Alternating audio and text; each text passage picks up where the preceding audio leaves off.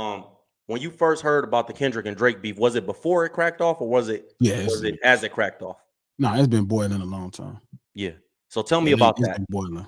How long have you known it was gonna crack off eventually?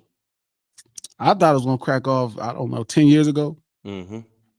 Um, So you said that this beef has been brewing for like 10 years or so.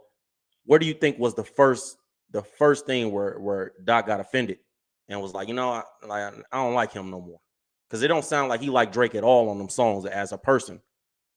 nah, probably not. I don't know.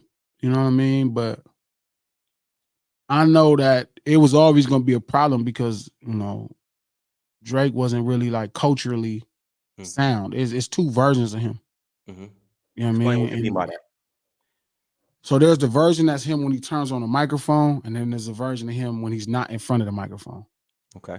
And I know that seems standard, but it's not. Like, not to his discrepancy. It's way off. Mm-hmm. Like, you know what I'm saying? It's way off. You know what I'm saying? And I always felt like, when there was a time when I watched Drake get signed to Cash Money, he walked through the door, and I could tell he was a really talented person. You know what I mean? At that point. But it's a difference when you are the culture. Mm-hmm. It's a difference. Like, it ain't about like Ice Cube may not be like Monster Cody, Right. but Ice Cube is a nigga that grew up in South Central, in Right. 111, Right. and so he gonna be able to speak because all his friends and families went through it, and this is his friends and family.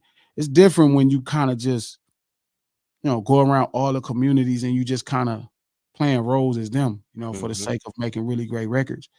So I really don't expect anybody of the culture to really understand him. Right. I don't, I think Drake is a really great, he's a good pop artist, but he definitely tends to parade himself around like he the culture. And so Yeah. I don't think it was ever gonna really be cool with Dot and Drake. I never thought it was gonna really be cool. I couldn't imagine. I can't imagine no world where nobody who really grew up like we grew up Right. really fuck with him for a long time. Right. Right. In real Not life. just in Los Angeles, the ghettos here, or in the ghettos in Southern California, but the ghettos in Atlanta, the Mm-hmm. ghettos in anywhere, because you're gonna have a disconnect. It's gonna be certain things that we just don't do. So, Yeah. I mean, I was surprised that they got that far, as Yeah. as as cool as they was, because they just, as much as it feels the same, they're polar opposite people. Right. Yeah, they are. It seemed like to me Drake is somebody that kind of fetish how you say fetishizes or fantasizes about hip hop and like the puts it on them. And for Dot, it seemed like hip hop is in Dot, streets is in Dot. And I said this before. I say with Kendrick, he can close his eyes, go back to where he come from, and write his songs.